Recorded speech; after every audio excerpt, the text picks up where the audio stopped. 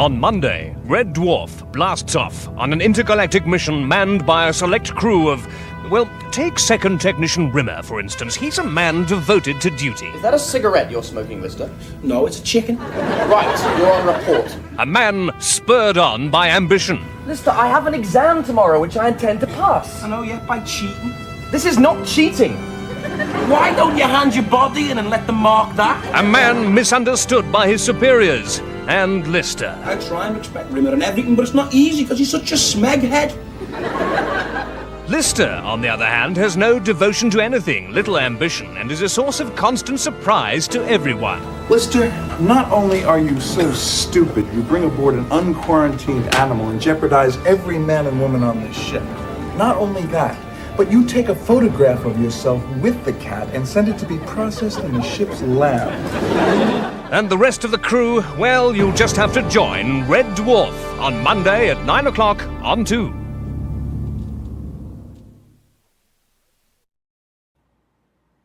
Yeah, so that was the original promo, and hello, you beautiful smegheads. How are you all doing on this beautiful weekend? How are you doing, Admiral Teague? I'm smegging along. How are you? I'm doing fine. Hello, everyone. I've been a bit... I'm trying to get a few things out of the way before I started this stream. I was unable to, so I'll have to do it later. But yeah, I'm doing okay. Critical, how are you doing, man? Glad to see you on there. Tickety boo, my laddo. Yeah, nice one. Hey, Nixon, how are you doing? I mean, quite a little stream because I haven't really had a chance to send it on Facebook to promote it, but I will do later. But yeah, looks like we're going to go through the first series of Red Dwarf 1, which is basically the series where they're trying to find their feet. They're trying to figure out what they're trying to do here. They've got the characters kind of sorted as well, but even the actors are still trying to sort of figure out how to come across them. But they seem to have got it in a way. I mean, Lister seems to have really nailed the slob, this unambitious slob who's basically just ends up being the last man alive. And before we will get into the episodes, I will describe the plots. Okay, so it starts off on a mining ship called Red Dwarf. It's a ship that's the size of a bloody city, and it's run by a lot of competent crew, but the main focus is on these two lower-ranking workers, you know, not officers, but technicians, you know, Lister and Arnold Rimmer. And they both can't stand each other. Arnold Rimmer is very ambitious. He wants to rise to the ranks. He wants to become an officer. But he's also very smug. He's very inferior. He's very delusional. He's also kind of cowardly. He's not as smart as he thinks he is. He's a very bureaucratic stick in the mud. While Lister is this unambitious slob who's just really just doing this job to get a paycheck so he can get his little farm on Fiji, which is he can get cheap because it all got flooded. But somehow he still sees it as a very very a good idea to invest in. But then later on, it turns out Lister has also been sneaking a cat on board, and the cat is pregnant, and he gets discovered because he took a picture of it and had the picture processed through the ship's computer like an idiot. So Captain Hollister has discovered it, and he's given him a chance if he gives up the cat to get dissected and killed before it can contaminate the area. He will let Lister off the hook. If Lister refuses to comply, Lister will have to go on suspended animation for 18 months and pretty much sacrifice 18 months of his pay.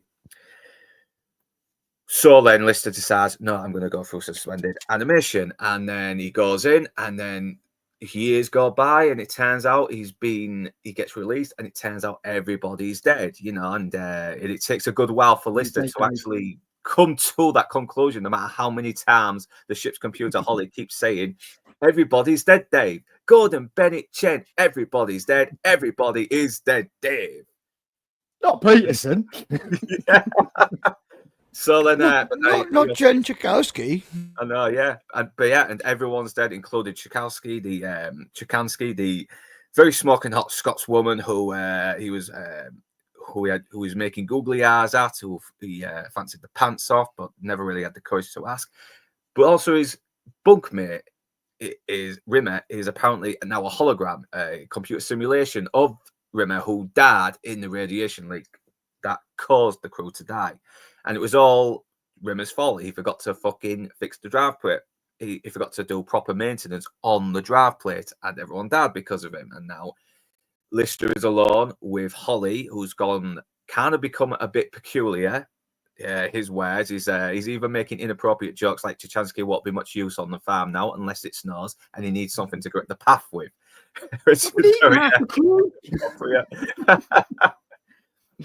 And not only that, a living humanoid cat is living on board as well, and he's played by Danny John Jules, and he is fucking awesome. He's got this James Brown thing, and it turned out he evolved from 3 million years of Lister's pregnant cats. So there probably was a lot of incest going on during those 3 million years then, because that's the only explanation I can think of right here. Don't think too deeply on it, right? That's kind of it's funny that think about it. It's funny that's really the only plot hole in this whole, and it's really madcap. Hello, Nix. This whole really madcap kind of comic thing that they do a good job setting it up right away. It comes out of the box, and it's a shame it only ran 31 years, right? I mean, if only, what could have been? But that is basically the plot of the very first episode, and the real plan is to try and get back to Earth, but which is something that they never do, and I would have loved to have seen that properly as well. Just have it end with Lister on Earth, even if it is kind of the apocalypse now, but it's just something anyway, because it does feel like they've kind of been milking it for way too long now, especially now that the cast is basically in the 60s now. But it's still a pretty decent first episode. It sets everything up a little bit. It gives you an idea of what they're trying to get at the moment, but it wouldn't fully develop properly and become at its best until season 3. But it's still a good start. You get the characters straight away. You kind of get how everything works in this universe. So it's. And I love the early seasons, man. I love the first 2 seasons. Are some of my favorite. They really are. It's still pretty good. I think it does suffer a little bit, like the settings isn't too nice to look at, but you can kind of argue it's budget reasons. Was military grey, or was it ocean grey? Yeah, or military grey, something like that. I think something happens around season 2, episode 5, when they all sort of square up with their, like, I believe the alter egos are in it too, or the alter egos come in the next episode. The parallel universe. Right. Yeah. In episode 5, we meet Queeg, and we find out, like, we do the last story with the original computer, where it's kind of gone so crazy, it's created an alter ego, and by that point, we've started to really hit our stride, because then we end out with Crichton, I think, at the end of the season. Mm-hmm. Yeah, we end up with Crichton. I mean, he does appear in the first season, but then he kind of fucks off, doesn't he? But then he gets reunited, but he's like rebuilt. Apparently, if you watch the Star Wars parody scroll in season 3, it does explain a bit more, which I never got to slow it down a lot, because I know. But thank God for DVDs, because then you can sort of slow it down a little bit and actually get filled in on a lot of faster. Yeah, they give it all to you in like super text at the beginning. I know, it's like I know that what happened with the computer was, and we could watch for ourselves and see they're trying harder and harder to accommodate the actor who played the computer by having different situations where the computer could be involved, but it's still, I mean, it's a computer, you know what I mean? It's like he exists on a cathode ray tube. So while they're trying to give him all these opportunities, it was better to switch to the other actress who only played the computer, and she didn't have any aspirations beyond that. Yeah, in the parallel universe. Yeah, because apparently they make the explanation that Holly was so heartbroken after Hilly dumped him, he had a sex change to look like her, which is kind of messed up in a way when you think. I guess like it's a personality transplant, because that version of the computer is mindless. It's like, all right then, and it makes the best faces. They got the best visual actress for the second computer. Yeah, Hetty Hayridge. Yeah, she was adorable. She's hilarious. We will get to that. We will get to that a little bit more. Right now, it's still the first episode, and you can still see there's a lot of life in the ship as well. You've still got the crew. I mean, Captain Hollister does actually come across as a very competent captain, and like he's American. Yeah, it's that American accent really just crimson tides him into a place where he's sort of respectable. I know, and they kind of turn him into a bit of a weirdo in season 8, don't they? Like he's a bit more. Yeah, it's a bit of a shame. In season 8, they underdo a lot of it and make it that he, got his position not through merit but through skullduggery and kind of. Yeah, if he finds out I'm you know, Dennis the Donut Boy, I'm through. And I That's don't it, want yeah, yeah, to. I'm No, it's finished, funny, yeah. but I don't want to envision that as Captain Hollister because I think that's what makes Rimmer and Lister so much more distinguished from him. You know, Captain Hollister is a very accomplished guy who actually does look like he's. It's like Todd Hunter, isn't it? Todd Hunter is an officer's officer. He is. Yeah, you know, he is. He looks like he knows what he's doing. You've got to imagine that the Jupiter Mining Corp would not hire morons for the majority of their crew. The majority of their crew would or at be least not competent. for their over supervisors, right? Because their first and second level technicians are really intellectually challenged, to put it mildly. And they can't tell a 14B from a 14F. I mean, come on. Rimmer can't as well. Because Rimmer can't either. He chastises Lister for getting it wrong, and then he gets it wrong himself. And by the way, this is the whole idea, isn't it? Rimmer doesn't have the competency. Rimmer is literally one of those people. Even when he drinks chicken soup, for so long that they thought, right, we have to put somebody under him. So we're going to get the lowest person on the ship, and you're responsible for that one person. Don't fuck it up. And he still manages to fuck it up. I know. And he won't even admit his faults as well when he drinks the chicken soup and spits it out, knowing that it's the wrong one. He still's like, yep, that's working fine, because well, in all honesty, I got that as the joke being that the chicken soup is just awful. So I couldn't tell whether it meant the food was awful. Goes, that's fine because it's shit. You know, that's where I got that joke from being.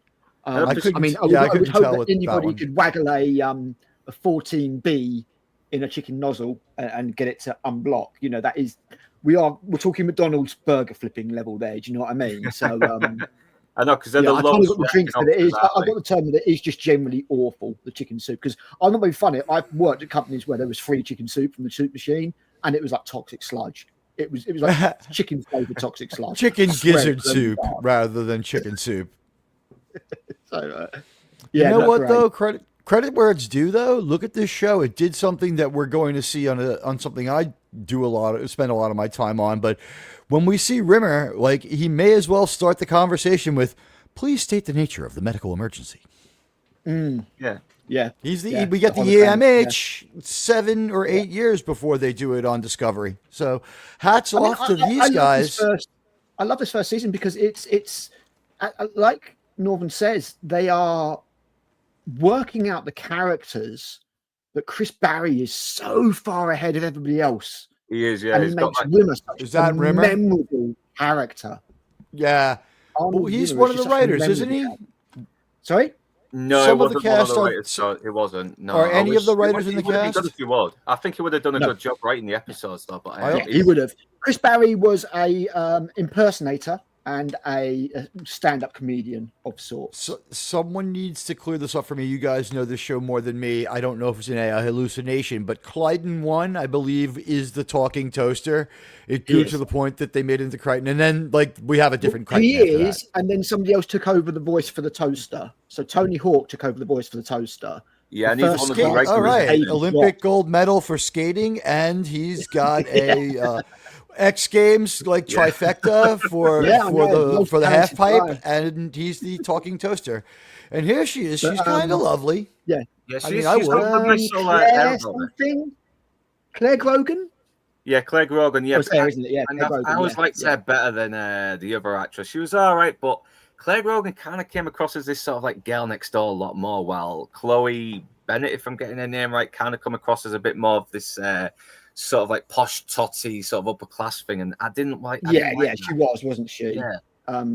Plus, Claire Grogan was like a punk rocker as well in the 80s with Altered Images, so she had that's right. Yeah, she had this little bit of girl who you want to pull at the pub kind of vibe thing. And obviously, Craig Charles's origin was he was doing smash poetry. Yeah, it was just a punk poet. He was not an actor, and this was his first acting gig, and he is pulling it off. I mean, you can see where he is stumbling in places, but he does a very good job. But you will, in the first series particularly, you will catch him. I don't know if you've seen Smeg Ups, I take it. Smeg Up tapes. It's amazingly natural delivery considering that. It is very good. Yeah, very good. It's just he gains confidence a lot more as it goes on, and you can see it. They wrote to his strengths, right? All the characters work so well, man. Yeah, he does develop more as a character as well. because as soon as we get to episode 4, we'll go more into that though. But he does show that and you've got comedy stalwarts in this first episode anyway. Mark Williams has gone on to do so much stuff. You know, he is Fast Show and stuff like that. He was a member of. So he's you know, they're surrounded by comedy actors. But the dynamic between Lister and Rimmer is just absolutely brilliant. And you know, the cat does what the cat, most of what the cat does in the first couple of seasons is acting as the outcast. You know, he's just running and going, how am I looking, you know. But that ties in a little bit later as time comes in. And once Crichton comes in, you've got the quartet and it's all set. But for this early first season, I think not only is there great comedy, and I do mean like great comedy, you know, set out by Chris Barry and to a lesser extent by Craig Charles, but there's actually some really cool sci-fi concepts in this as well. I agree. This is the trope. This is the trope examination and exploitation show.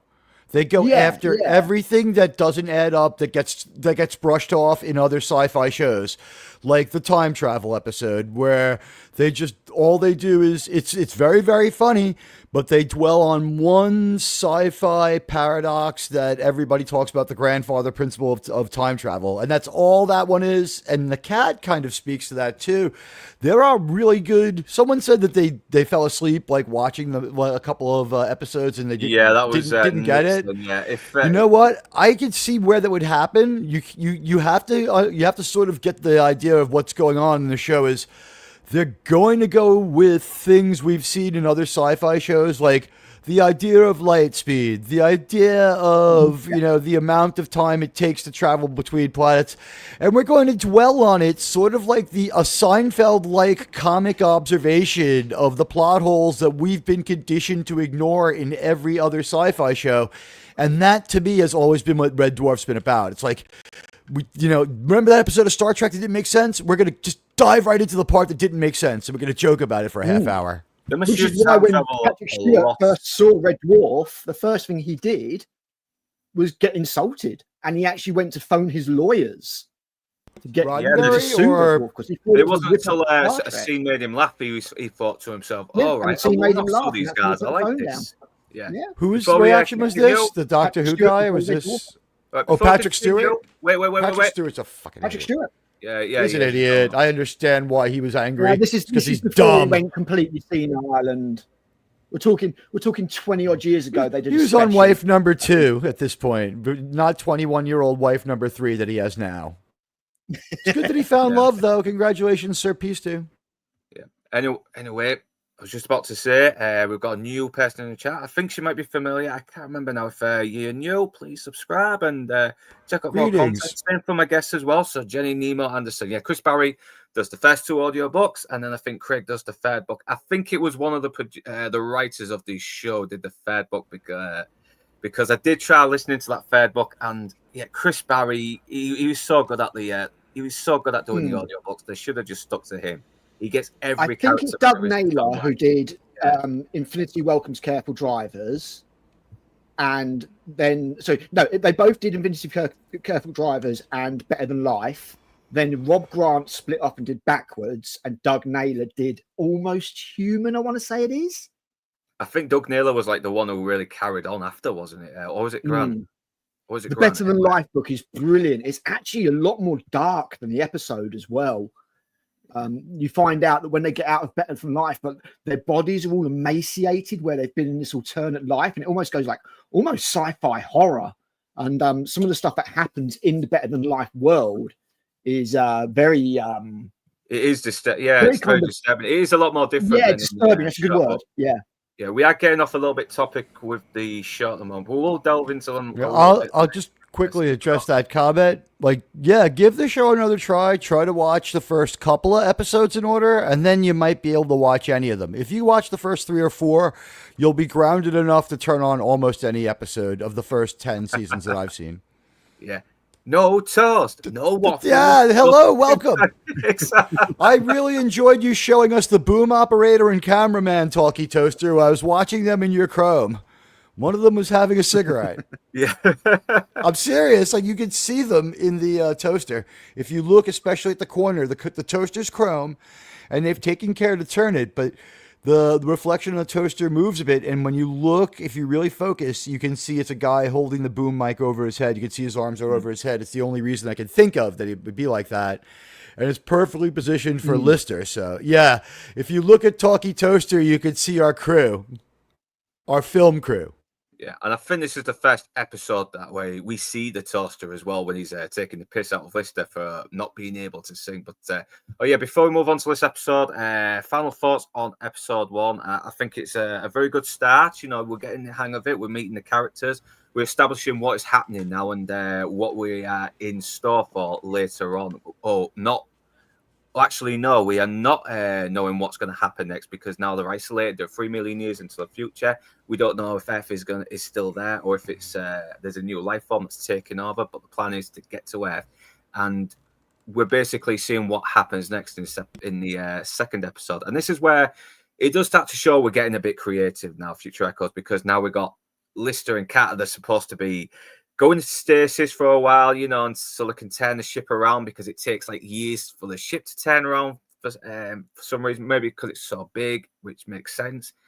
But then all these future things start happening that are happening in the future, you know, and it kind of takes them for a loop. And you're kind of wondering what is happening first when Rimmer starts acting weird and he starts talking to Thin Air, but then he comes around the corner a second later and starts responding to a Lister with every word that he said earlier. And it's like, this is pretty cool, this.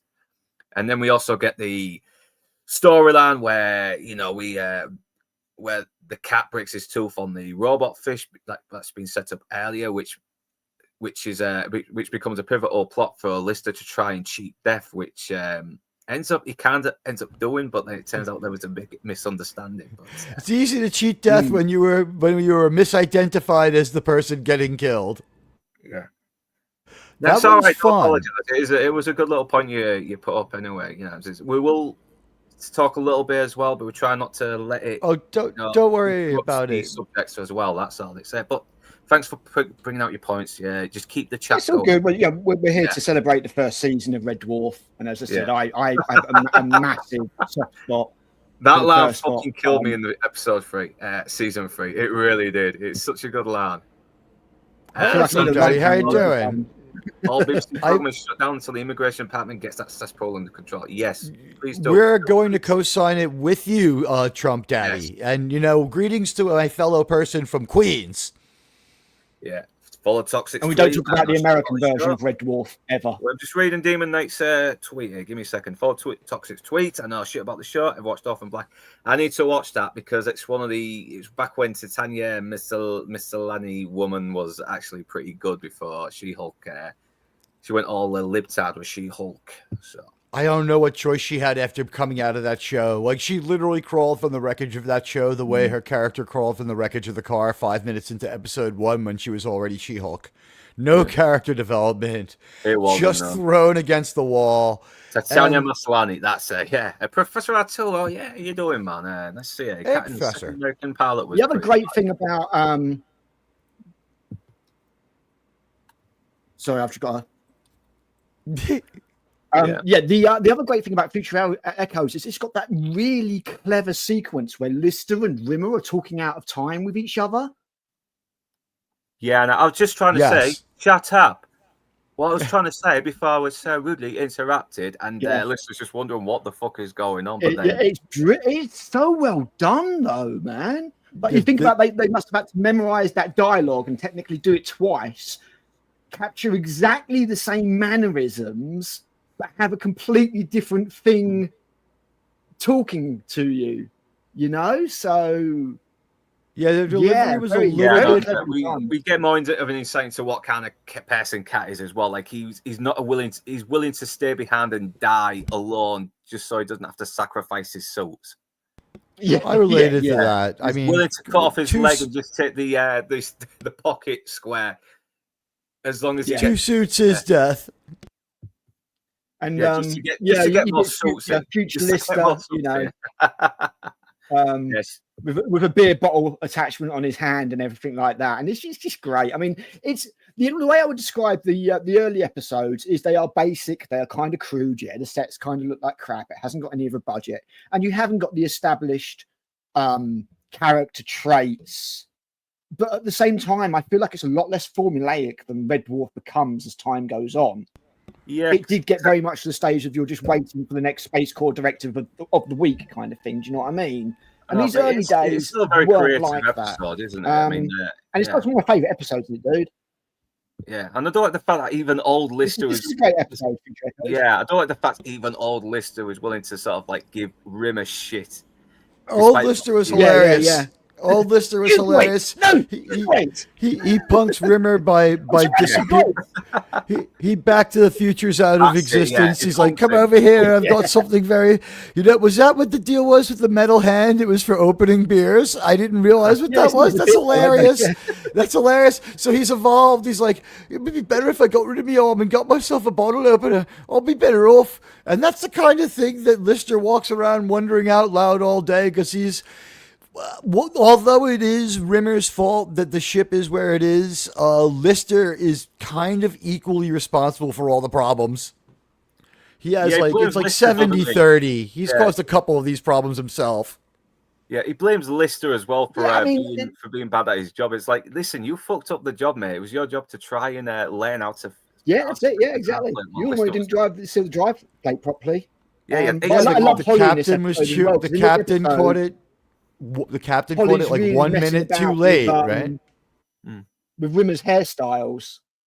That was great. Yeah, that was a good one as well. I mean, even Holly's kind of trolling him a little bit as well, isn't he? You made look like Helen Shapiro. I'll see you roasted the fries of silicon hell for this. Yeah, there is some great one-liners as well. Like, this is a man's haircut. It's like, yeah, you probably get one looking like that. His reaction is brilliant. I mean, feel like a man. And there was another one is shiny shoes and a brand new spanking haircut, and you can deal with anything. That's what my father used to say. That was just before that unfortunate suicide business. Yeah, I know.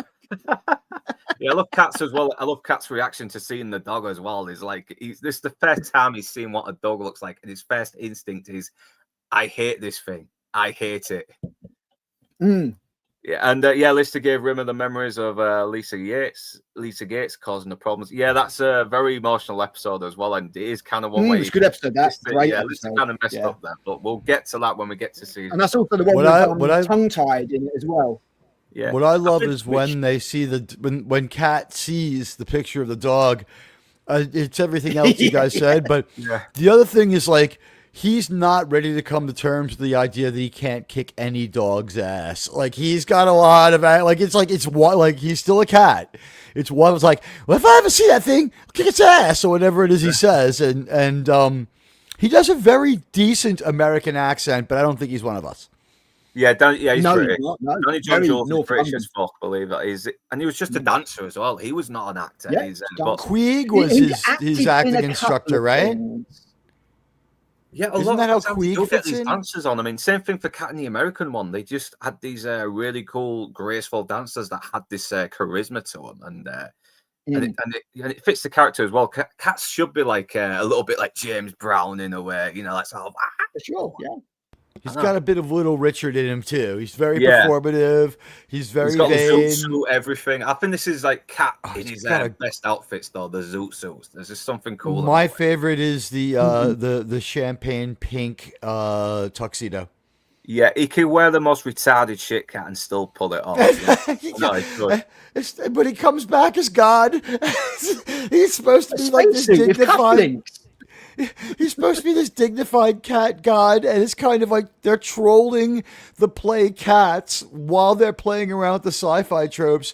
You don't need to know the play Cats. You simply need to know it existed, because in 1989, that was huge. So that they were just messing around with that dumbness, because it played in London and New York. And here, this is my dream, by the way. Go back one frame. Yeah. There you see, this is the future, my friends. The London Jets. I live in New York City, and my favorite football team is the New York Jets, and they are really They're really horrible, like beyond what you would call bad to the normal extent, to the point where it's sort of a yearly ritual to be humiliated. And there's a rumor they're moving to London. They're playing 2 or 3 games in London this year. So I'm hoping Red Dwarf got this one right too. I want the Jets to leave New York. Yeah, same. Lost what I was about to say then. Anyway, but yeah. I'm sorry. I had to go. I had to go rantastic. I know I had I just lost my bloody train of thought from it. Then I had something. It's gone. But yeah, now we can move on to Rimmer's hair, because for some reason he gets another crap haircut, which is like very reminiscent to the Trogs, like some 60s. He gets that one first of all because he calls him a jumped up Filofax. Yeah.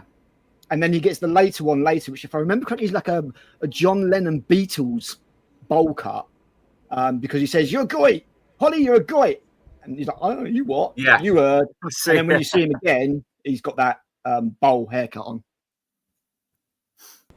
I know, but like I said, it's starting to get a little bit creative as well. It's the writers sort of experimenting a little bit, because this first series, they are mostly just restricted to the ship itself. In the season 2, you do sort of see them go outside the ship a couple of times.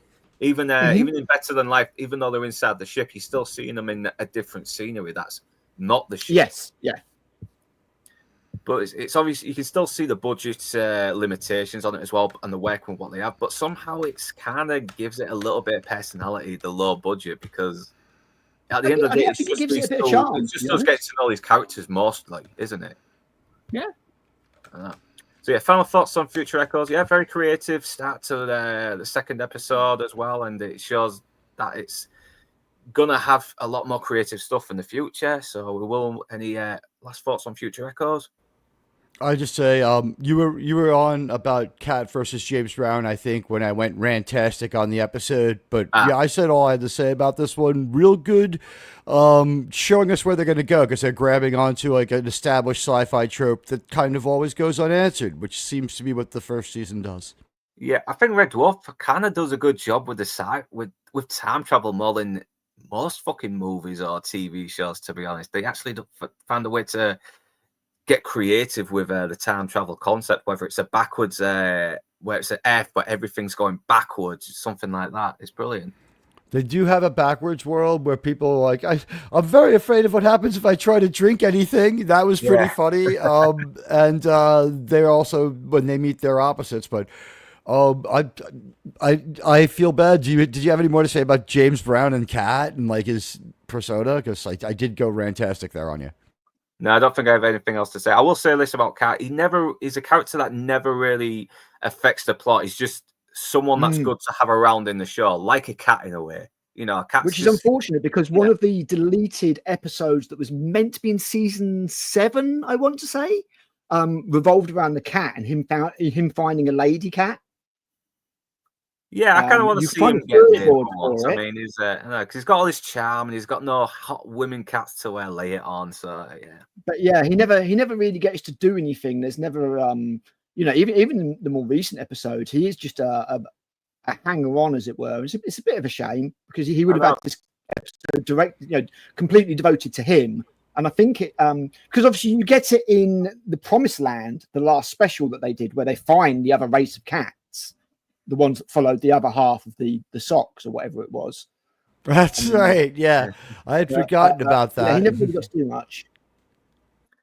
I know, but I think maybe it was best just to keep Cat just as the character that just is there with the others, because he seems to be a guy who's kind of happy just being in his own little world, isn't he? And sort of being a little bit selfish and vain, and but your final thoughts on Future Echoes? I mean, he just acted as a foil to other characters, didn't he? He pissed Rimmer off loads with the cigarettes and the stuff like that, and he still had his standout scenes. Like the fish one, where Rimmer's like, "I'll as many fish as you want." Yeah, and he does kind of become more loyal to Lister a little bit more as well. Like him and Lister, yes, he does.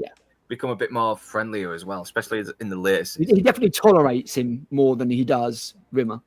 Yeah, Critical, your final thoughts on Future Echoes before I move on to episode 3. Yeah, it's great. We get a bit more character development. Cat comes into it a little bit, but not like he's going to with playing God. And I just love that scene. That scene where they're they're saying the same conversation but two different times, and Lister's got no idea what's going on. It's so well done. So well done. I mean, I love Future Echoes. I don't think there's really a bad episode in this first season. I really don't. Yeah, I think I like the first part or the first couple of seasons of Red Dwarf more than most people. I do like this episode, Balance of Power, Bean, because this is where the relationship is kind of reaching boiling point as well. It kind of shows just how petty Rimmer is now that he's finally got some ounce of power, even though he only achieved it because everyone else is dead. You know, it hasn't made him any more wiser in the role or more experienced. It's just made him even more egotistical and more of a smackhead, for lack of a better word. But typically took him a little while to realize this situation that has been ongoing for a little while. It's like, wait a minute, I'm actually in charge. I know, and it kind of just shows that Lister is willing to sort of be a little bit more manipulative as well. Like, okay, the only way I'm going to get this guy right now is by becoming an officer. But because he's not really that skilled enough to be an officer, he thinks, okay, what outranks Rimmer? A chef. It's like it's like a good fuck you to Rimmer as well, in a way. He has a high slacker IQ. That's the first trait we layer on. Like, he's a genius when it comes to like workarounds and being lazy. It's like, oh, go get above Rimmer. Yep. Which will come back in the episode Justice.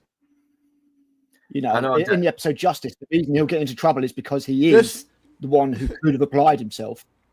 No, it's just before Army of Darkness. Yeah, I love the little rant he has to Holly. Like, why did you bring Rimmer's hologram back? I mean, Herman Gare was more of a laugh than Rimmer. Yeah, maybe in a drug transvestite, but at least we could have gone dancing.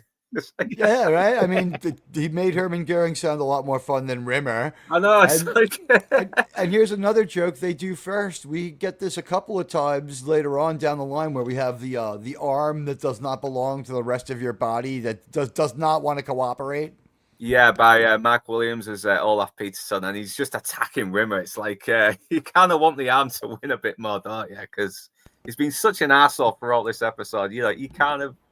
They're all dead because of his stupidity. So everything, any living remnant or any sort of recollection that they could bring back in AI of the crew, always sort of has it out for Rimmer. Because, like, first of all, they didn't like him in the first place, but most of them had a chance to find out that it was his fault. The drive plating wasn't secured properly. Yeah, Olaf Peterson is really getting his bones on Rimmer for killing him. So, and I don't think Chris Barry. Is Rimmer is worth doing, it's worth doing well. If it's not worth doing, give it to Rimmer. Yeah, no. We'll get that on the next episode as well. And yeah, Cat once again, he's just this other guy. He's just he's there to get more of the laughs as well. And this was another thing. He actually went to Lister as well to ask if the character was racist, and he was like, no, go ahead with the character. The character's cool. You know, there's nothing racist about this guy. And it was glad to go. It was very good of Craig Charles to mention this. And I think the animosity that both Lister and Rimmer have here was kind of real as well, because apparently Lister has actually stated that in the first few seasons of Red Dwarf, he hated him. He hated Chris Barry. Chris Barry did not like him either. And they didn't really become friends until about till season 5 or 6 when they started actually becoming friends a lot more. I did not know that animosity was there. No. It's like I hated him for years. You know, that we've heard so many of these stories, we have to assume that sometimes it can enhance your performance. They're killing it in this scene. So maybe it comes through, doesn't it? Either they're professionals or the emotional element came through without any of the anger. So we got to give it up to them. I mean, way to go, guys. Yeah, no, and it is very convincing as well. I mean, even though like the writing is still it's not exactly at its top like it is in season 3 or 4, but the writing is still pretty good. And we get a bit more into Lister's regret with Chikansky, who he was kind of in love with for a long time, but he never had the guts to ask her. And they kind of retcon that in season 4, saying he already went out with her, but she dumped him. You know, he's trying to win her back. And I kind of preferred the Lister that never got with Chikansky in the first place. It kind of adds this more sadness and regret that he can never, you know, a kind of closure he can never get. And it makes it doubly ironic when she ends up marrying him later on anyway. I know. Yeah, so I kind of really didn't like that retcon. That was the only retcon in the The only thing in the later series I did not like, but apart from that, later series is fucking brilliant. Season 3 to 6 is where the writing and the plot lines are at its truly best and really creative, in my opinion. And the thing is, it kind of shows just how petty Rimmer is as well, because even just for a few hours, just to give Lister this little bit of closure, he still refuses to do it, and you kind of want Lister to win here. You really do. Is this fear legit that Lister just won't turn him back on? Could that be? Yeah, I wouldn't be surprised, to be honest. I think Lister is a little bit selfish here as well. Lister would be just as good not turning anyone else back on. Like, it'll be a couple hundred years before. If I had the 30 or 40 people in the crew to choose from, I would bring back a few people, before I bought back Rimmer again. Yeah, I would bring back a bunch of them before I had spent more time with Rimmer. I could he's not going to be cognizant of it. Just store him in the transporter buffer or whatever you want to call it and bring him back when you need him. Yeah, I'd rather hang out with her. I know, and the thing is that there is a chance for them to have 2 holograms without turning Rimmer off, but we will get to that episode 2, but we do get a bit more into how even more petty he is. And it's even creepier when he does show up as Chikansky as well. And again, it's got some great scenes. Yeah. It's so good. Yeah. We did. I've seen something you haven't, Squire. I know, there was one. Sorry, I'm sorry. Go ahead. Yeah, it is kind of fucked up as well. Rimmer is really trying to manipulate Lister into giving up his ambitions of becoming a chef just to up him. So it's like, all right, let's go as Chikansky and just say, I never liked you, you're a shit. But then he gives it away by saying the usual stuff he always says that Chikansky would never say. And it's like, yeah, it shows that Rimmer's not very, he's never spoken to women either. Like, I'm having a women's period. Yeah, that and that he's the general lack of any worldly knowledge that applies whatsoever. He doesn't know it. Yeah, look at Clegg Rogan here. She was a stunner back in the day, though. Look at her. I've seen her now. She's actually looking still pretty good for a woman in her 60s. I think she is.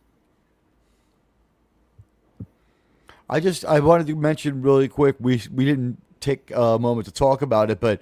Lister got to sort of have the same opportunity as Keith Richards as when he walks around the ship after being freed from stasis. Most of the crew have been reduced to little piles of white powder. It's just like he could have gone to that replicator and gotten some cocaine and sniffed them like Keith Richards did with his dad. I mean, if he wanted to get closer to them. Yeah, I think Jenny's just what is all this stuff, Paul? That is catering officer Olaf Peterson. Eating half the clue. And then he just doesn't think, does he? Picks it up and starts just putting it in his mouth. It's like, but yeah, there is a lot of stuff that's explained in the book. I think it goes into more explanation in there's job as well, because I think it's been a while since I read it. I'm gonna have to read it again. It's on YouTube for free, so hopefully still there. So call me crazy. I consider 1 and 2 to be sort of one story. Like they very, in my opinion, very wisely didn't try to go really fast, and episodes 1 and 2 sort of fit together real well. I like the dynamic in them and the way they work out. There's an episodic feeling when you get to the end of episode 2. Episode 1 kind of leaves you hanging. But I think I've said all I've had to say about this third episode. I think it is a good episode as well. It kind of develops the characters more and the relationship and the frustrations they have with each other. And it does develop a little bit. You do get more insight into them a little bit more. And the final thoughts on episode 3, Balance of Power, Admiral Teague. You know what? Great job with all the implications unaddressed on so many shows with time travel to the point that it was very amusing. And hello, Duke of Many Things. I know, yeah. Altered Images was a good band. I could be happy as well. That's a good one. Yeah, great episode. Very funny. It's like I said it before, it's hard to review comedy because I can't just redeliver these great jokes. This was packed with real... It kept up a good amount of good cheer through the whole episode with like 2 or 3 gut-busting moments. It was good comedy. Yeah, it's a good little... it's good. Yeah, it does a lot to establish the dynamic between Limmer and Lister Moore, and it's got some great moments because you've got the cat who's basically fished himself to death And then Lister comes in with that cake. And, Rimmer's like, oh, Lister, did you make that? He's like, yeah, it's not that good. It's meant to be roast lamb or something. It's like, what? No. Hey, our pal RRTNZ is here. Check it out. He came bearing gifts. Thanks, RRTNZ. Wow. Yeah, man, let's get up. So I'm going on different. $5 New Zealand dollars. Okay, thank you, RTNZ. Hope you take a moment to talk about England's win in today's Women Rugby World Cup. The start of the English team is from Kaylee Neil Luke. Oh, fucking hell, man. You know what? I did not know that was on. Not know that was on. I do apologise. So, yeah, fucking nice one. Women are fucking doing it in the football and rugby at the moment. They're doing a better job praising their country than the male footballers who just take the bloody knee and that acts like it's a shameful thing to be British because we're so racist. It's the one time you're allowed to wave the England flag without being arrested, I think. Yeah. Oh, it's been showing up all over the England flag's been showing up all over the lamppost around my area. It's a beautiful thing. It really is. Yeah. First time someone said a Rimmer, what a guy. W was the other Rimmer in me squad. I'm just down the road from you in Bingley. All right then. Oh, great. Not too bad, man. If we see you a bit more on the chat, I might familiarise myself with you and try and meet you in person one day if I'm ever down there. So, yeah. Thanks for jumping on the stream as well. I mean, and that's how Northern got his first. I've got my panelists as well. I will put their names in the description very soon as well. I've just been a bit busy. I hadn't a chance to get everyone in because I didn't know if I was going to get more people in, but apparently no. I think everyone's busy. Prefer not to be accredited for the stream if it's all the same. Just kidding. I've been badgering you to do Red Dwarf for a long time. Yeah, and I was hoping to get Enzo on there as well because the first time I did a stream with him, he was like, "Yeah, we're gonna do Red Dwarf someday. I'd love to do a Red Dwarf stream one day." And it's like, I'm doing a Red Dwarf stream now. Come on, where are you? He's probably asleep somewhere. He'll be asleep somewhere. Yeah. Yeah. I used to run D&D Thursday nights in UAK. Okay, man. Yeah, nice one. I need to fucking do D&D. I don't think I've ever done D&D. I probably should do it one day, just get the lads. No, I've never played D&D. I know. I feel a bit bad that I never did. Considering I've done the whole Warhammer thing for 30-odd years. I might get the wife to do it. I might see if we can get the wife involved in that. Almost no functional video games. When I was in grammar school, I played my fair share of D&D. I've rolled a natural 20.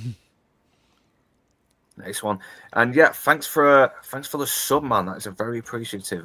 Please share the channel amongst your fellow friends and or local dealers, whoever. And do the same for my good panelists as well. Critical's second channel, was it Grumpy Grognak Gaming? If I'm getting the name right. Grumpy Grognak Gaming. Yeah, well, I've just shared this channel and it seems to have hit 1K. I mean, I don't know if it was just me or someone else that might have helped out as well. But yeah, glad to hear you got 1K on that channel, man. Really am. Yeah, I think we're at 1,020 now. So yeah. 1,020. Yeah. Oh Jesus Christ! I'm still 1,014 at the moment, but 1,015. Onwards and upwards. Up the Ziggurat, lickety split. Yeah. Damn, you beat me by 5. Like, nice one, though. I mean, it's just getting the watch hours in now and all the copyright crap to. That's it, exactly. Yeah, and the thing is, that kind of wargaming nerd space is a much more niche thing, so it's much easier to jump on and get the sub. This environment, this entertainment commentary critique type thing, is a brutal environment. Absolutely brutal environment. I've seen it as well because we've seen a lot of YouTubers as well with fucking 5,000 subs and they're getting low views as well. It's like the algorithm is just messing around with these channels now. It's true. I'm only 19 years old and I've been doing YouTube for 3 years. Look at me. I know, and yeah, by the way, you had I believe it's Duke of Many Things join the channel. So as a subscriber, thank you very much. You've made the right choice. In fact, after I subbed to this channel, my penis got a little longer. So that might happen for you too. And it's not Brian. Hello, sir. Good to see you. Yeah, nice to see you, man. Been a while. From the Dwarf. Not going to have one angry exchange, not one crossed word. 5 seconds later. My hairline grew back in after I subbed, but that was only me. Experiences may differ. So yeah, did I say give you final thoughts on Balance of Power Critical? Yeah, I did. As I said, it's got loads of great moments. It really explores the dynamic between them. It's nice to see Claire Grogan again. But see, Waiting for God, that is a classic. That is an I know you all-time can really see they're going a little bit more philosophical then as well by using weird metaphors to sort of like just sort of see the ridiculousness of wars started over religion. And we do get more. We kind of get into the mythos of a bit of history into the cats. They've had 3 million years to have these problems. They're radioactive. Yeah. Maybe that explains how they reproduce, but they're hilarious. And yeah, Cat God is beyond hilarious. And what can I tell you? They kind of take a Star Trek idea where they impose a human trait on another society, albeit on their own ship. And like we have a little bit of commentary, like you said, about like some serious stuff while still leaning into like, you know, the cracks in a lot of our serious sci-fi. And these robots start showing up a little more functionally at this point too. They had been in the theater earlier. We had seen them, but they're starting to work more reliably, or they know what they can do with them. Something's happened. The learning curve's been broken. I like the fact they're established that even Rimmer and List rank lower than the bloody Scutters, which is like a big insult as well to them both. But this is kind of what Rimmer starts to get. I thought it was. I thought it was. They have they have lower titles.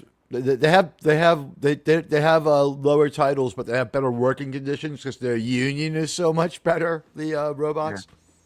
Yeah, Inside Man, how you doing, man? He's unsubscribed again. How could you? I thought you were my friend, man. But yeah, good to have you on the chat as well. But I like the fact that the cats have basically taken a story that actually happened and turned it into something a bit extravagant. Like he got frozen in time in a big ice cube in the cat Bible, which you can only read by smelling.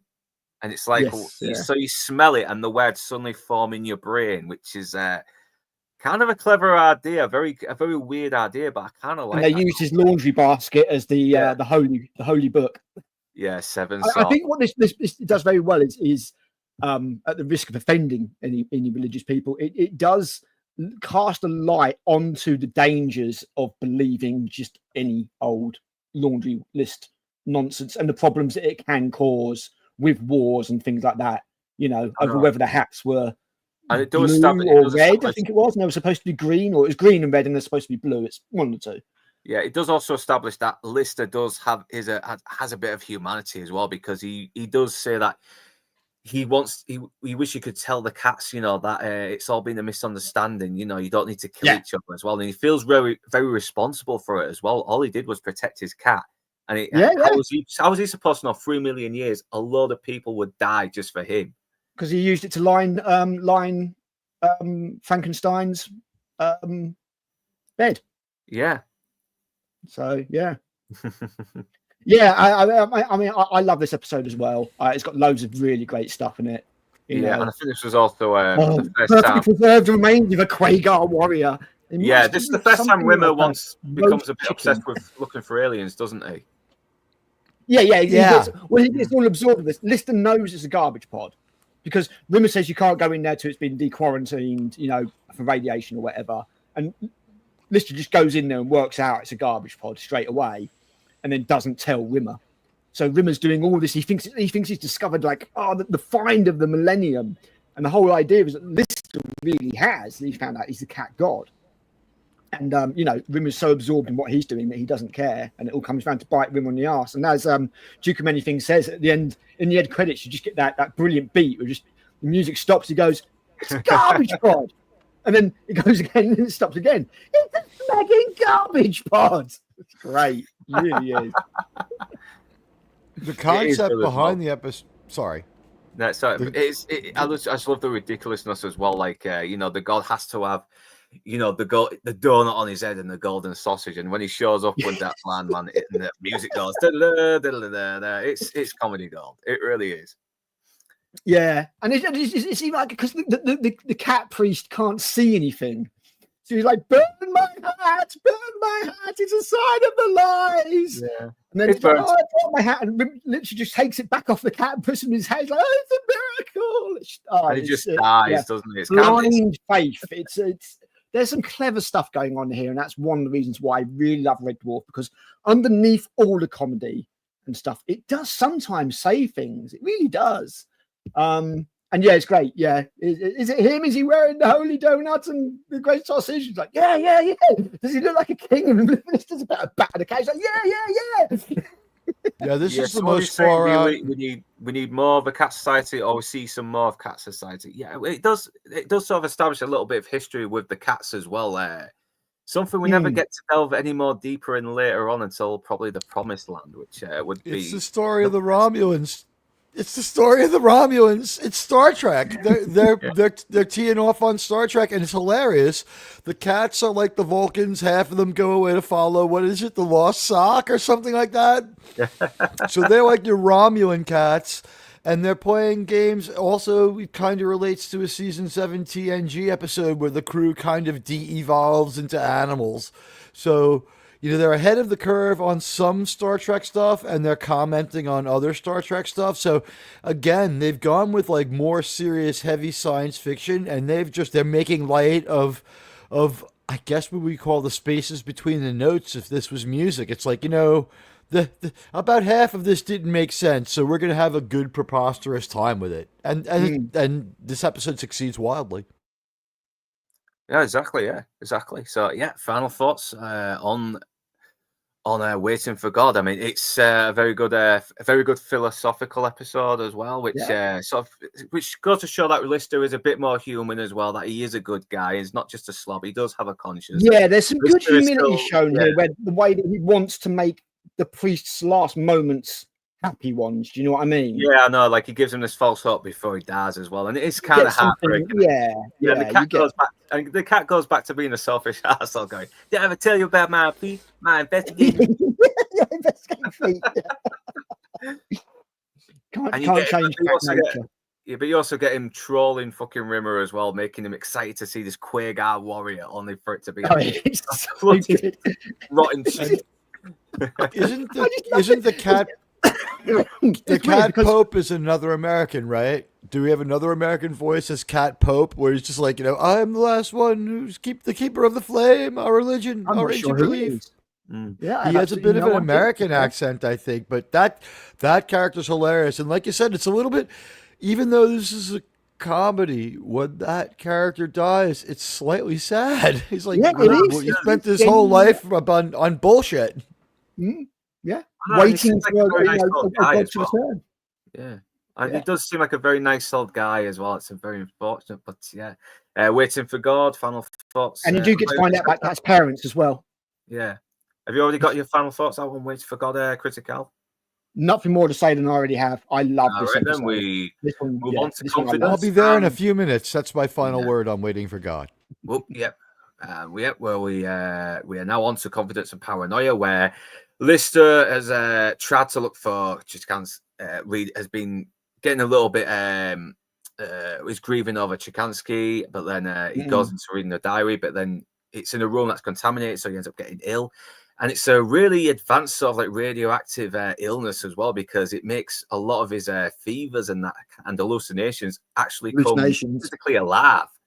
And not only that, his confidence and paranoia sort of come to life as well. And they tell him that Chikansky, you can bring Chikansky's hologram back without turning Rimmer off. But Rimmer is being a bit of a pain in the ass about it. So confidence is this real cool guy. He's kind of like this very suave sort of guy who boosts his confidence, hence the name, and says, you can do anything. You can figure out where this is. And then you get paranoia as well as just this very gormless guy. And it's Craig Ferguson as confidence. Yeah, it's Craig Ferguson, man. Yeah. Oh my God. I can't Ain't that something? That. My fellow American, Craig Ferguson. Yeah, he's Scottish as fuck as well. And he's putting on this really awesome American accent. Well, game show host with London Jets coach, I think it is.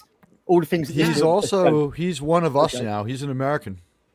Yeah, and he's probably the only talk show host that hasn't gone full walk to. He retired.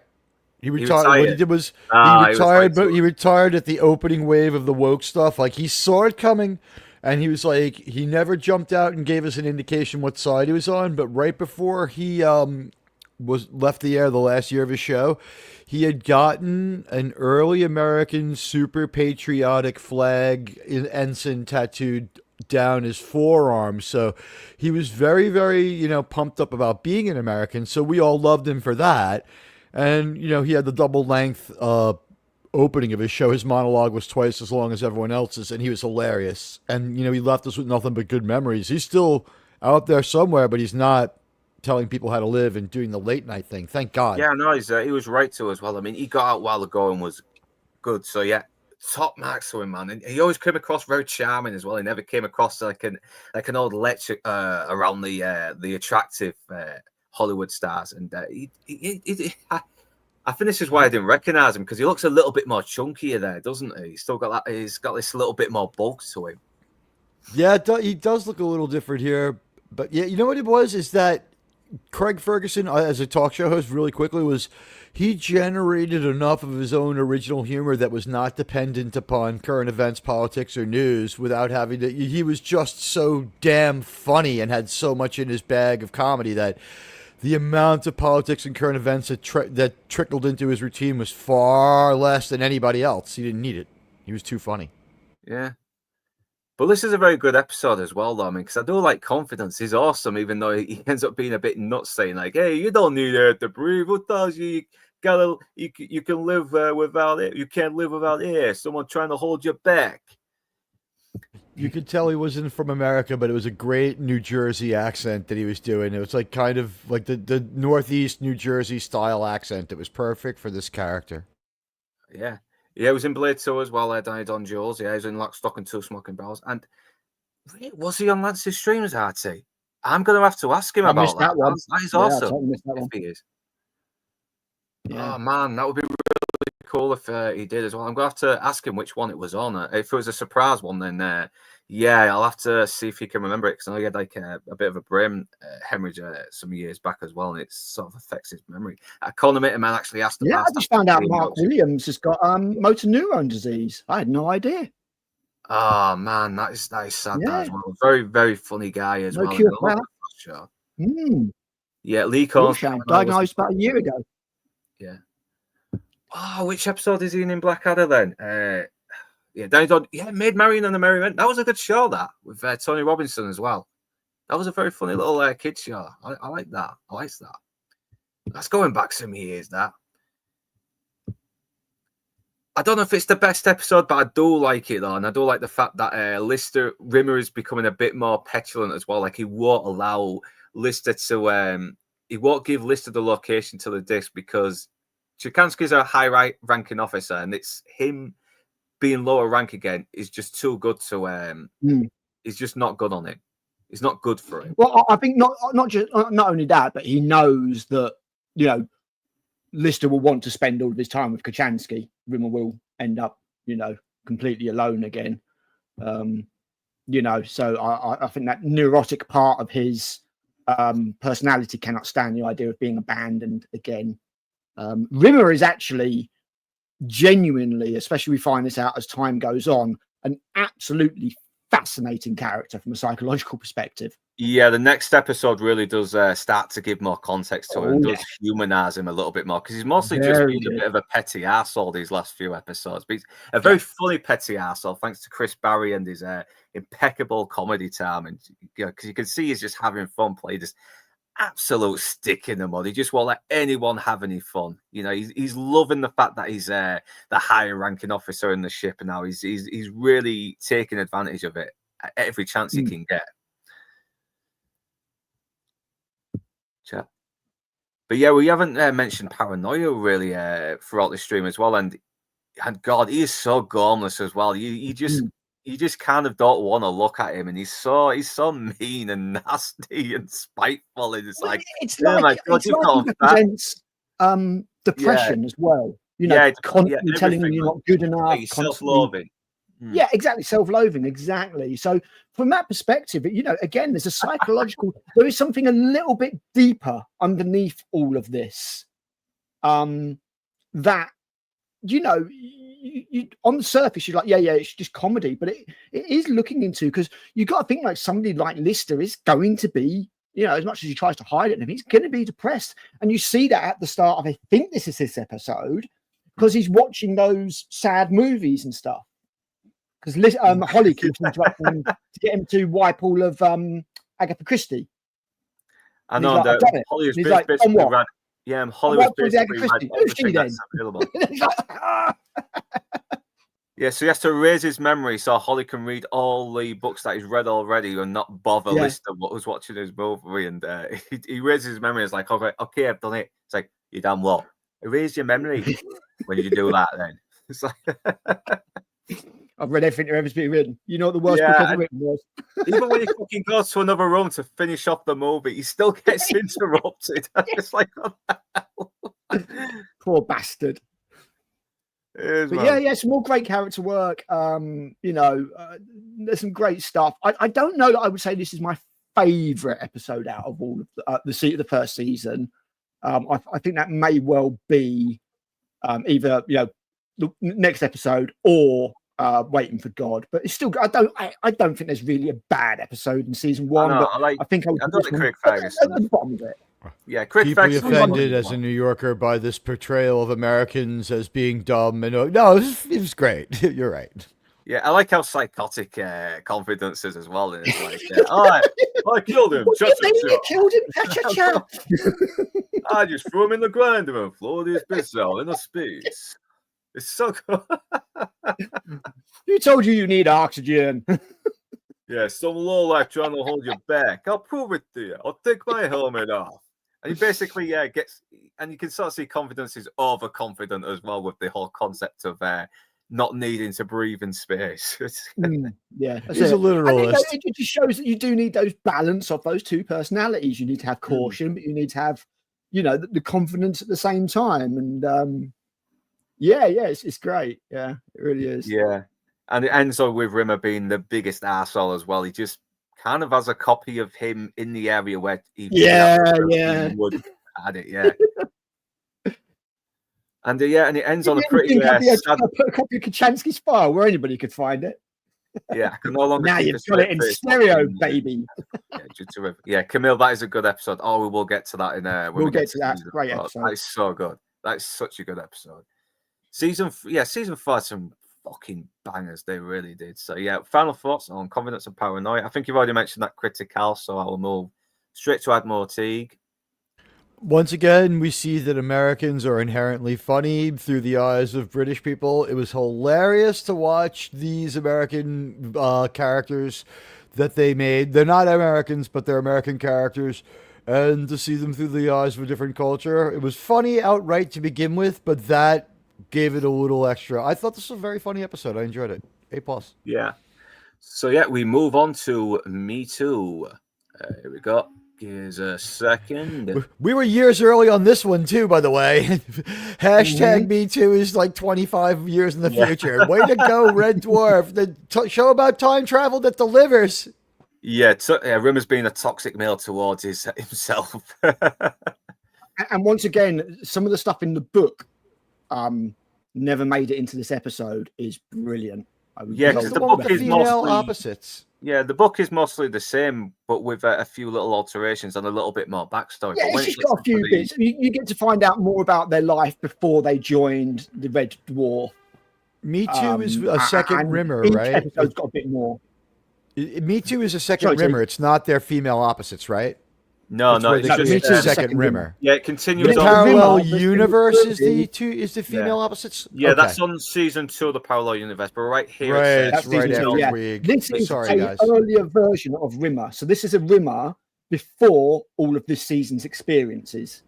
Right. Yes, it's not the other Rimmer though, right? Yeah, and this is not the Rimmer that did repeat like 9th grade and then therefore was up to speed, had confidence and got over it. Ace Rimmer, that was Ace Rimmer. That is Thank further you. on. Sorry, guys.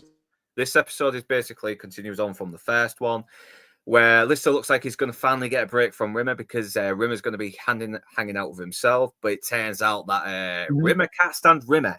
You know, they both end up kind of like, it's like all their flaws end up clashing into each other as well. Yeah. Like, can't even get on with himself. Yeah, they're so inferior, so kind of delusional and egotistical that they're irresponsible to their faults, to the point where they have to blame the other for why their lives haven't turned out the way it is. And in the book, it gets a lot more deep, because you actually have one Rimmer turn around to the other and say, "Look, I hate what you are because of what you've become. You've gone so far away from what I wanted to be. You know, look at you. You're pathetic. Your time with Lister has destroyed you." And that's why they hate each other. It's not just the nature that Rimmer can't get on with himself. There is something deeper in the book behind it. And I see why they got rid of it. It may have been, gone a bit deep and taken up too much time. But I would definitely recommend reading or listening to Infinity Welcomes Careful Drivers, because it has got that aspect in there, and it is it's very interesting. Very interesting. And it's kind of good as well, because hanging out with someone who's very similar to you can be a double-edged sword. It goes to show that you need someone who's a bit different as well to sort of like to bounce off of. So someone who is like a contrast to you as well. And the fact that Rimmer is so inferior and so inadequate as well, and he's hanging out with someone who's equally like that, there is kind of this little frustration to himself. And Rimmer can't bring himself to accept it either. You know, he's lying. He's like, "Oh yeah, we're getting on great. Yeah, it's brilliant. Oh yeah." But, there's the minor quibble here and there. Shut up, you dead git. Go on, hit them all. Yeah, they keep swapping it to ocean grey and military grey, and back to military grey and ocean grey, and without telling the difference anyway, because they both look the bloody same. But it's not only that as well. It really does. It's the dynamic of Moon 20 years earlier. It absolutely is not, Brian. You're completely correct. And when I watched Moon, I was like, man, this does remind me of Me Squared from Red Dwarf. This particular, I think the other thing about the two Rimmers is that, like, they're both the same guy, right? So they're really flighty. Trying to catch both Rimmers when they're in a place where they can handle the other one is, like, kind of tough too. Because if one's spun up and one's depressed, like, that'll be a problem as well. Like, the two Rimmers just can't coexist. You can't. One Rimmer is too many already.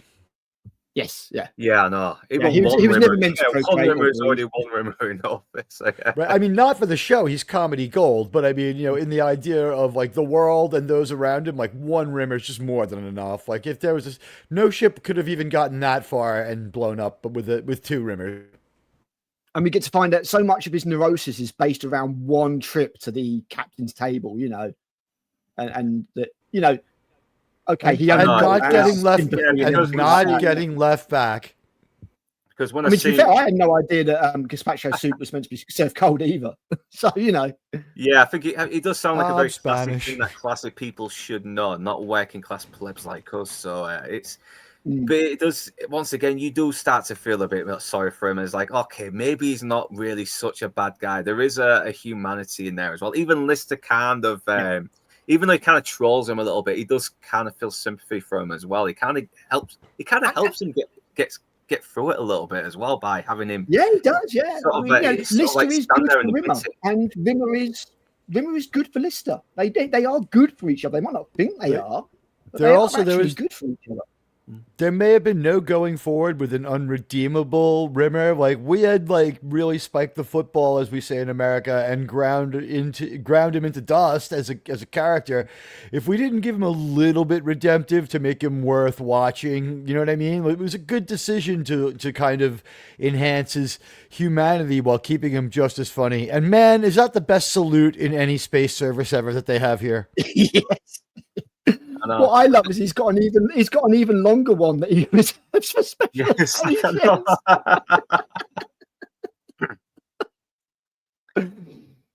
got to give credit to Rimmer, right? He makes an effort, even if it's going to be his last day on Earth as a hologram. It's like, yeah, I'm going to dressed up to the does, even if the medals I have, the only ones I have are these medals. He borrowed Kathleen Kennedy's jacket. Look, 15 years long service and 20 years long service. He borrowed Kathleen Kennedy's jacket. Look, he's checked off every box.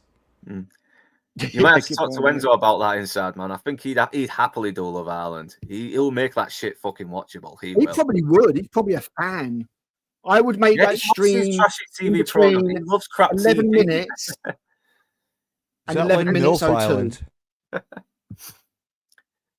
But it does end on a bit of a note where Lister sort of like, I mean, he's kind of helped him out a little bit as well. But he thought, okay, I'm not going to make fun of him. He knows he's going to get him drunk first, doesn't he? Yeah.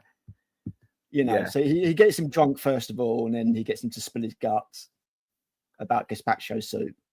I know he gives this all he gives this whole fast that he's going to wipe him out, but really he just wipes out the other on the moment this Rimmer enters the room. But you'll get a bit more into his past as well and how he died. It's like it's great. He's genuinely good character. It really is. Yeah, it's genuinely good character work in my opinion. And yes, Cyril does come across as quite Rimmer-like. Yeah, absolutely. I haven't watched that. Yeah, it's really good.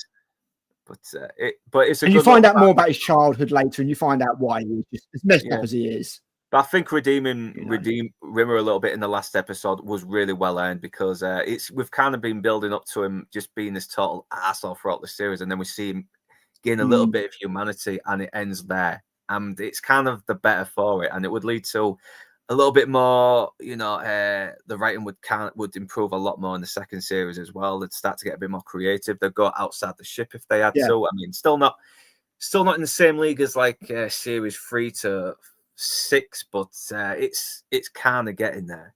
It is. I think in some ways, I mean, it is different. It's very different, but I do feel that by the time you hit season 3, and it started in season 3, and then by the time you got to season 6, it was very, very noticeable. But it did become very, very formulaic, and you don't have that formula at the moment where they're still experimenting. There's some fascinating stuff going on. So I massively, massively love season 1 of Red Dwarf. I really do. I think it's up there with some of the greats of British comedy. I think I'll still watch it. I still watch it because I used to watch it a lot more than the other series when I was younger, and there was just it is mostly just about Rimmer and Lister and the cat just sort of like trying to talk with each other really at the moment, isn't it? It is more character based. It is more character driven, more of a character. And I think that honestly, I think that's why I love it so much. Is because when it comes in later, the cat is only going to say stuff about how unfashionable things are, and that he'd rather be dead than it becomes the whole facet of his character. And with Crichton, it was he was going to say another Space Corps directive that Rimmer was going to get wrong, and Crichton was going to correct you. You knew that stuff was going to happen. Back in season 1, you didn't have those formulas established. They were still working on the characters. I love it, man. I really do. It's a bit rough in places. The budget is a lot lower. Some of the ideas aren't fully realized, but and yes, they did give Red Dwarf a shout out on DS9. On DS9, if you look at the locations on the promenade, one of them is the Jupiter Mining Corporation. That's great. Where it goes. Jupiter Mining Corp had offices on Deep Space. Gavin's right there. Way to go, Gavin. Thank you, sir. Yep. Very cool. In fact, there's quite a few funny ones on there if you look. There's quite a few from other different series and things like that. But Jupiter Mining Corporation is on there. Yeah, and this is a good episode once again. It's and this is like the thing is the BBC almost didn't commission it as well, even though they had radio kind of skit, something loads. I forgot the name of it now. Can you remember it? Anyone remember it? I don't know. What's that? Sorry. Yeah, because before this was actually commissioned as Red Dwarf, I mean, it was basically some of the ideas like Lister's getting the April Fool's joke from Holly about the mouldy sausages and owing people on Earth like millions and millions of dollars was kind of used as a little skit in little radio serial or something, was it? I didn't know that. But I forgot the name of it now. It's something loser. It's okay. It escapes me. Anyone in chat, please help. Yeah, something I did not know. Yeah. I forgot to mention that as well because we have Holly basically playing a joke on Lister saying that he owes millions and millions just because he left a light on in the bathroom. Yeah, that's great. That is,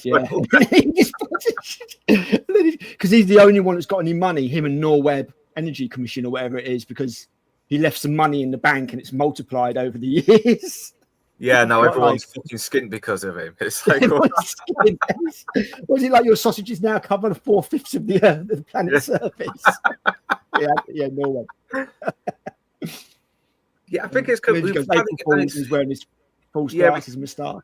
Yeah, we got to see Holly display a bit of a personality in this episode as well, because he's mostly just been a bit dry, and I did kind of like how they utilised him a bit more in season 2, but that was the other thing I really liked actually was his little opening skit he got, Norman Lovett. Yeah, I have an IQ of 6,000, which is equal to 6,000 PE teachers. PE teachers, The equivalent to keeps me saying is my relationship I have with my collection of singing potatoes. Yeah. Yeah, he still gets some good lines though, Holly. Like, I'm sorry, I've been on my own for 3 million years, and to be honest, I've become a bit peculiar. So yeah, it's obvious that he's become a bit more aware now, hasn't he? Like somehow he's managed to sort of free himself from his protocols and programming, and maybe have developed some kind of awareness. But he's also it's early days, but things are being set up, and I think they do such a great job. I really do. I know, because I think it's a good thing that we just do a one stream on the whole series, because they're very quick episodes. It's like 3 hours worth of streaming on each series, maybe even less than that, and they're very simple to talk about, even though they do have these nice little complex ideas, and there will be more when we come up to season 2. Yeah, I mean, I'm not going to lie. I could talk about each episode for an hour easily, but I'm not going to put you through that. I'm happy to. I'll let you go through that, and I'll do that one. But no, I love Red Dwarf. I love it. I know, it's like one of those programs you can just put on and watch any time and still enjoy, because it's rewatchable. It's like Cowboy Bebop or Buffy or and the great thing about it is it doesn't really matter which to a point. It doesn't really matter, especially once you get after season 1 or 2 maybe. It doesn't matter which episode you put on. Yeah, no, because there's no real linearity behind it. Behind the stuff like Rimmer getting his hard light hologram and stuff like that, that might catch you out. But other than that, there's no hard, serial nature to it. You could easily, do that. I don't even know whether how I'll do a video or a stream. I don't know, but yeah. I don't even know how we're going to talk about each episode for an hour, because it's like the points we got each season. We can easily do each season 6 episodes. That's only 12 minutes ish an episode. That's fine. It's just a little bit. It's 10 minutes an episode, isn't to do an hour, so that's easy. We've done an hour and a half here without even trying. And it's never boring as well, because the majority of it is the majority of it is these two talking as well, and it's never boring because they've got these really funny stories that are just kind of ridiculous, but at the same time, you can't help but listen to these people. It's seriously, I've Space Cadet. Thank you. That's it. Yes, Dave Hollins. Yes. Yeah, and I need to read the other books again, although, because it's been a while, but I really enjoyed listening to them as well, especially Better Than Life, which goes more into like Lister's fantasy, where he's living with Chansky. All of them do. Backwards has got a hell of a lot. There's a scene where the cat loses technically gets his virginity, and you get a very detailed experience of sex backwards, and she runs off, and she's not very happy because it turns out that, like a real cat has a spiked penis. So he's an irradiated cat with 3 million years to go exactly, right? He's a space cat. Rimmers is the best in it though as well, because he's got this this woman who just does not love him. She can't stand him, and it's like, this is Rimmer. If he gets a little bit of happiness in something, it's gonna go wrong. He cannot catch a break. He's so neurotic, isn't he? He's so neurotic and so self-love. He can't have anything nice, even when he tries to give himself a break. And as I say, it's a fascinating character. It really is. That Red Dwarf, where not in Red Dwarf, in Better Than Life, that no matter what he tries to do, as you say, his brain won't let him be happy. He's too neurotic. Anytime we lean heavily into the only Red Dwarf that I do not like and that I do not hold up as being good enough is Back to Earth, and that is the only one. It was it was a weak one, and we will get more into that, and I think that will be just like a very that one we might struggle to talk about for an hour on stream as well, because it is a very standalone episode. It's like a TV movie, isn't it? So it is. Yeah. Abe, Angry Boatneck, how you doing? The new one's been cancelled, dude. By the way. Yeah. Yeah, they cancelled it. They've cancelled it. Yeah, unfortunately, they're not funding it anymore. It's not happening. Real shame. It kind of was running its course, though, to be honest. I mean, we may as well just write a bit of fan fiction where Lister goes back to Earth, Rimmer finally becomes an officer, and Cat loses his virginity, you know, and yeah, I suppose. Yeah. Particularly considered, compared to an awful lot of what we do get these days, I thought The Promised Land was not bad. You know, it's not classic, but there's definitely some good stuff in there, and I'd like to see them do more. But if it's not going to happen, then I think Red Dwarf's legacy is pretty safe.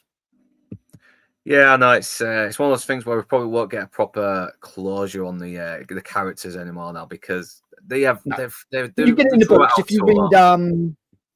If you read Last Human, that ends. Last Human. I don't know if you've read that one. That's the fourth Red Dwarf novel, the one that was written by but one of them. I can't remember which one it wrote. They wrote 3 and 4 separately. I think it was Doug Naylor who did number 4, Last Human. That actually ends the series properly. Yeah, I'll read that as well, because I think the books have done a good job as well, really sort of getting into the lore a little bit more as well. Yeah, Backwards was the best episode when I was 10. Justice is my favourite. Yeah, Backwards is great. That is such a classic. Backwards is great. Yeah, Backwards. It's so creative as well. I mean, the fact that they've got to sort of like go forwards while the other actors are acting backwards as well. It's a lot of time. Yeah. I mean, again, it's just on a low budget as well. Just a very low budget, and he's sort of like rant about Santa Claus being a bastard, a fat git that goes down the chimney and steals all the making all the presents. Hitler will in a few years he'll disband the Third Reich. Millions of people come back to life, and then he'll bog off back to Austria. Yeah. But then again, Gavin Blackburn, last few seasons were decent. He didn't have states well. I'm gonna have to rewatch him again. I think so. Yeah, I think the ones after Back to Earth did feel a little bit better. You know, it kind of got back into the formula a little bit, but totally kind of like that punch the others series had. But who knows? A rewatch might change my mind. Janice Simony, Gimini. I'm hoping I pronounced your name right. I do apologize, Simony. Love this panel. Oh yeah, thanks for joining us. We will be ending soon. We've gone through all the episodes, and I think season 2 won't be far away, will it? Yeah, no, season 2 won't be too far away. I might do it in November, because it's Halloween season in October, so we want to keep it very Halloweeny. So yeah, final thoughts on Me Squared, Me Too, Admiral Teague. Once again, just get me in the Voyager feels. It's the EMH's journey. It's a lot more comic and a lot more slapstick, but Star Trek is paying attention to this one, and we're going to see it in the show Voyager. Great episode. It was fun and very funny. Yeah, thanks for that. And yeah, Inside Man, I was hoping you would get to watch it, and so you could come on with us, but never mind. Hopefully we can get you on for season 2. You'll have watched most of it. That's all. You'll have watched most of it inside of 2 weeks if you're like most people. Once you see the show, like it kind of sucks you in, and all of a sudden you've like, I just watched 4 episodes of that? Yeah. It's not They're not too long. Each episode's like, what, 25 minutes? 25 minutes or less, give or take. Yeah. It's not a half hour. If you skip the opening, but why would you ever want to skip the opening? And do not fast forward through the end. That final song is hilarious and fun. Yeah, this first season, as I say, I've said already, it's finding its feet. The characters are being worked out. Craig Charles in particular is quite hesitant and nervous. You can see that he's new to acting, but he does a great job. And I love this first episode as a foundation of what comes later. It's still got some really great writing. I mean, like Next Generation wasn't as together as the first season of Next Generation wasn't as together as the first season of Red Dwarf is. Mainly because they were working on a lot of Phase 2 scripts, and Next Generation hadn't found its identity. But this does a job so. It does the job so well because it's got such a small cast of characters. They don't have to, you don't have to spend loads of time on each of the characters in turn. You realize that all of this in six episodes. In 6 episodes, you get nearly all of Rimmer's characterization. You know more or less everything you need to know. We're going to find out some more about his childhood and everything, but we're getting nearly a full. Yeah, that's brilliant. Exactly. Yeah. Only 3 squares. So those name tags into ship issue condoms, for example. Yeah. Yeah, I love this first season. It's a little rough in places, I can't deny it, but I think all the episodes are well worthy, and it genuinely deals with some sci-fi ideas and some psychology ideas that don't necessarily get addressed in later seasons. I do feel that, especially when you get past season 4 or 5, it gets very formulaic, and this is not that. It's not going to be for everybody because it is very British, but some people loved that, and the Americans loved it so much that they tried to make their own version and completely fucked it up. Yeah, with the villain from Long Kiss Goodnight as Lister, and it didn't work. He was just too good looking. He's a very funny actor. He's funny in Scary Movie 4, even though it's a pretty average comedy. But yeah, the thing is, Lister, he kind of looks rough as well. He looks like someone who hasn't shaved and bathed in days, but spends his days down the pub eating curry all the time, even though he's totally teetotal in real life and hates curry, which was a big surprise when I found that out. Lister represents the everyday man, doesn't he? He is, yeah. Yeah, he's just playing him like a guy that you meet down the pub, and that's it. And that's all he had to do as well. He didn't really need to be Laurence Olivier. Just play him as real as possible.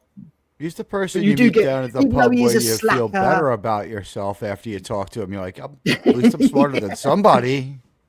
At least my T-shirt doesn't have curry stains down the front. But yeah, I mean, you do still get elements in this of a more realised character than just that slob.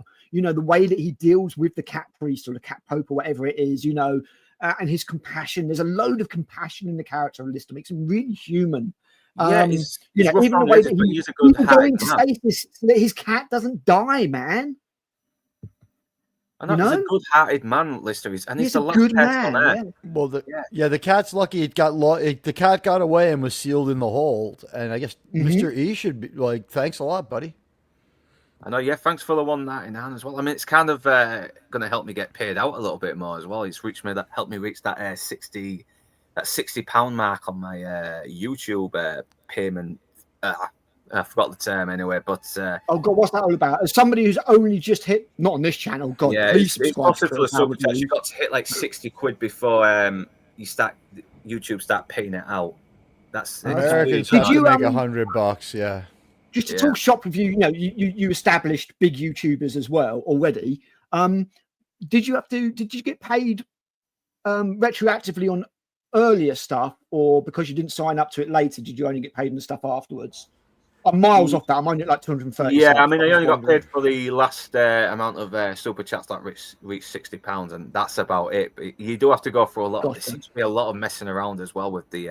Oh man, there are so many forms and stuff to fill out, aren't there? Yeah. You have to make bank for them to bother paying you, and the only thing that would be different is in the first couple of months. And hey, Gavin's in there too. Hey, cheers, man. Thank you, Gavin. In the first couple of months, you get used to it, and it's great to have a community. Your community's fantastic, supporting you like this, and it's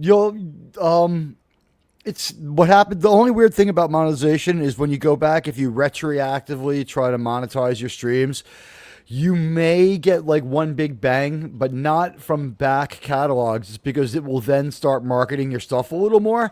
So you always want to like be monetized with the option to roll the commercial so it doesn't get between you and your audience. And then afterwards, you got to make sure as soon as they let you remove the automatic ads, they place an ad every other minute. It's ridiculous.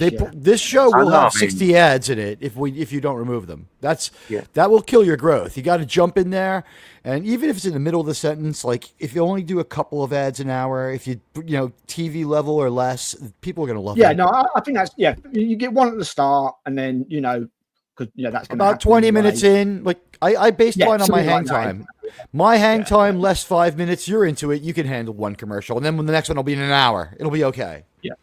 Then it's up to you to make it engaging enough for people too. It's been happening during the streams as well. Like you're watching a stream, listening, and the advert pops up, and it's like, oh fucking hell, I'm missing a lot of what they say here. It's really ridiculous. Hey, Talkie Toaster, $2. Thank you very much, man. Yeah, you guys are chads. You guys are chads, as we say in America. Way to go for helping out my buddy. He just made 1,000.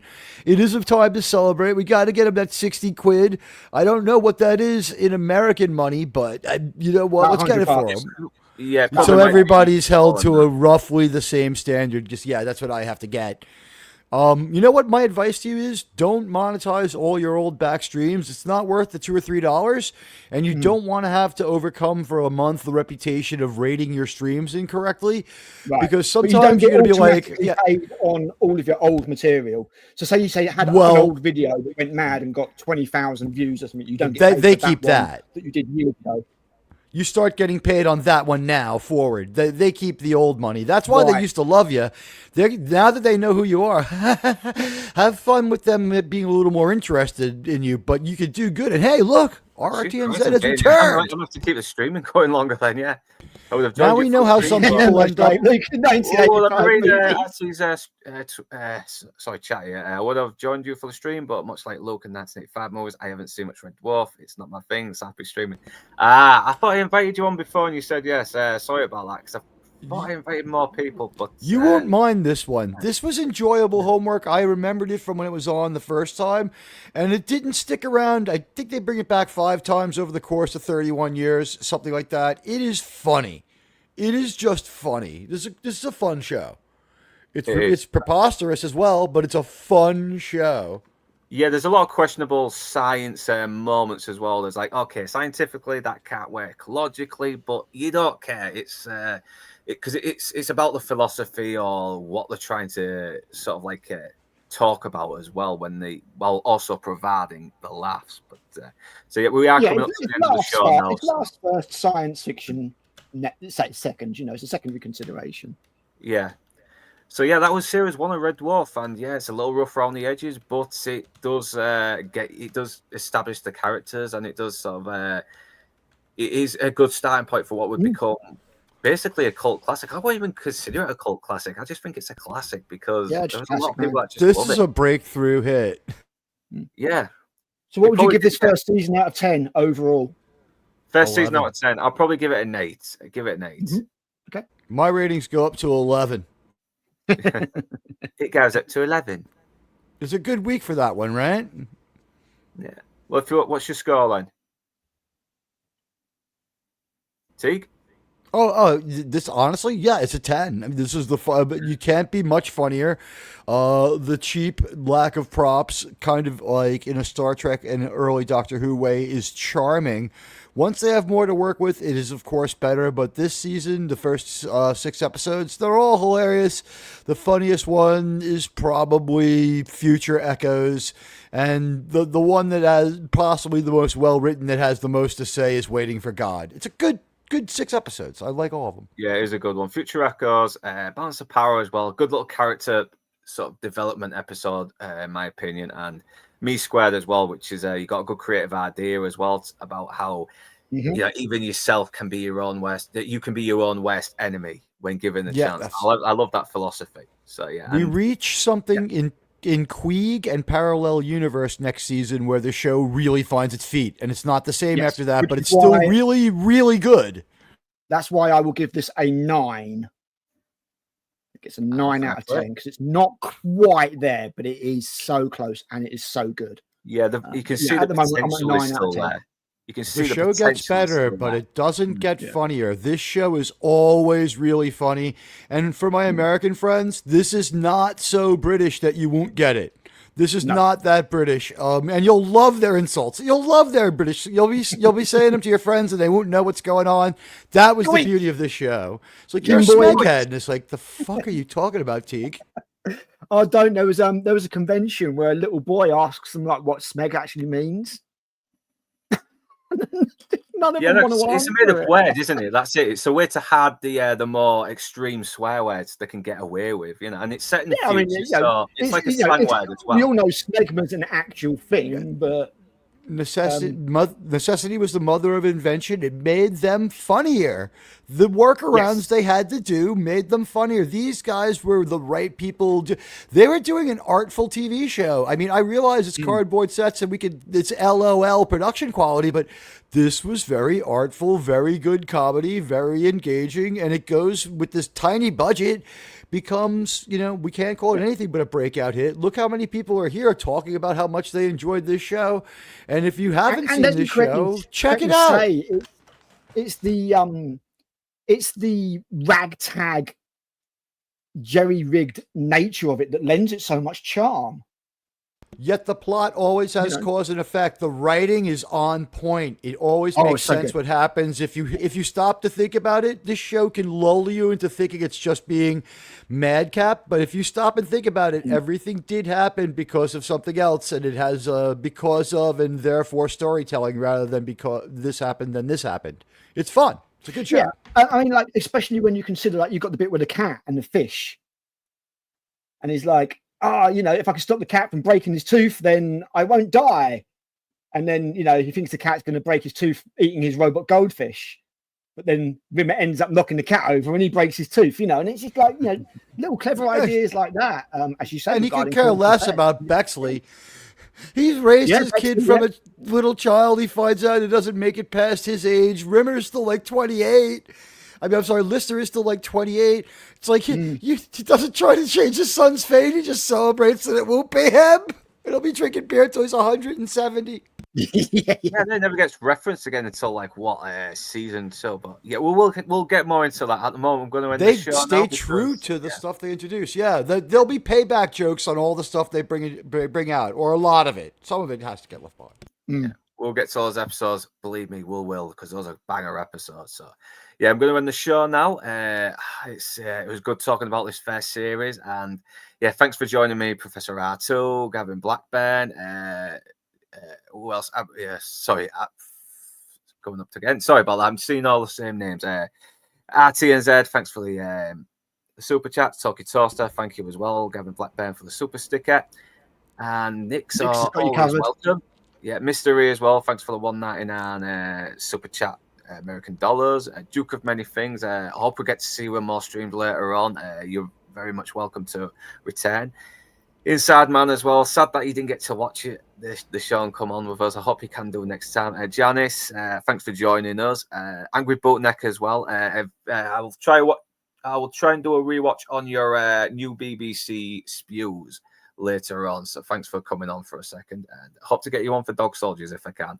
Since you're an ex-army guy and you're British, it'll be good to get you on for Dog Soldiers. So yeah, who else is up there now? Because I don't want to miss anyone out. Nick's literally just done a list of everybody. If you want to just go to his post. Yeah, not be Ryan as well. Yeah, okay. I forgot to mention him. I'll give you a good shout out. Thanks for jumping on the channel.